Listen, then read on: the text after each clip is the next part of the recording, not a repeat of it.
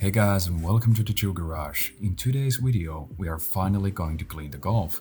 It is filthy from the inside and the outside, but in this video, we're gonna focus on the inside because otherwise this video would be 40 minutes long. As you can see from the door sills, this car hasn't really had any proper attention in a good while. Maybe a little vacuum here and there, but as you can see from the plastics, it is filthy. There's at least 15 years worth of dirt, muck, salt, everything on the door sills and between the doors. It is quite awful. Usually I start by vacuuming the car, but I was so obsessed with how dirty the plastics were that I just went straight to the door cards and started using my detailing brush. Here I'm agitating the dirt and trying to get rid of as much as I can before I wipe it with a microfiber towel. Also, never spray your products directly into the speaker, instead just spray it on your detailing brush or microfiber towel. The detailing brush was really useful on these grainy Volkswagen plastics where I could really get the dirt out of these nooks and crannies.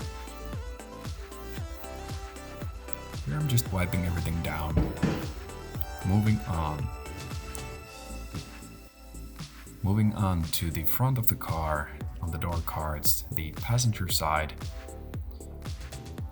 The rubber mats in the door cards were really nasty, and those really didn't even want to get off. I tried to use my detailing brush, which is good for everything, but with some elbow grease I eventually got to rinse it off and it was clean. Final wipe down with a microfiber towel and they were all set. I'm using the detailing brush on the little details on the golf ball inspired gear shifter, and after polishing my foamy knob it was time to move on to the dashboard plastics. The glove box plastics were in a really good condition considering that they are usually scratched and ruined on Golf MK4s.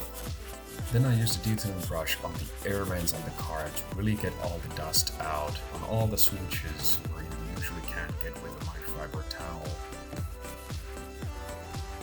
I went through all the little details and finally wiped them down with the microfiber towel. The steering wheel and the handbrake handle, the shifter, are usually the dirtiest places in a neglected car interior. Here I'm going through all the grainy plastics with the detailing brush. They're usually hard to get to, and a microfiber towel can't always get everything out. What I've noticed is that people often forget the trunk of the car. They forget to wipe down everything, and the seat belt. I have no idea what that is called, but that was dirty, so I took care of it. Always clean all the door sills, even in the trunk.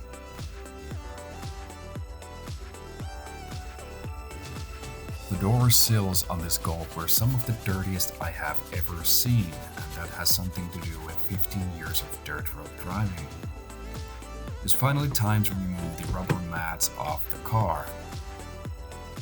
They were so dirty that I could have built a sandcastle with the sand I found in the car. Can you feel that in your lungs? I could. I cannot tell you enough how detailing brushes have changed my game in terms of car cleaning. That's the difference between detailing and car cleaning. In detailing, you really focus on all the details and you can get rid of all the dirt in the car. It is just completely different.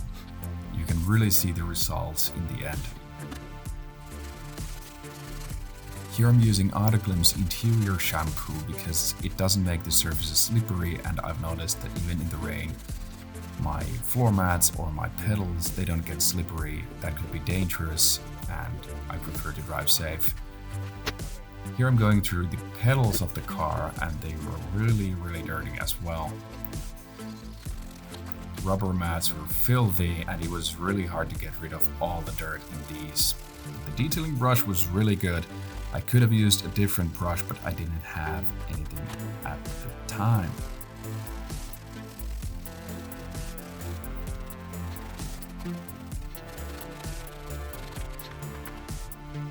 And actually before I used the detailing brush, I vacuumed the car That's why there's still dirt on the floor. I have no idea how the floors were so dirty, but after a lot of hours of elbow grease, the car has completely transformed in front of our eyes. It is amazing what a good clean can do to a car. It looks 10 years newer, it doesn't look like a shitbox anymore. It actually looks pristine. In the next video, we're gonna transform the exterior of the car. Make sure you check that video out too. Thanks for watching, stay tuned, and welcome to the Joe Garage.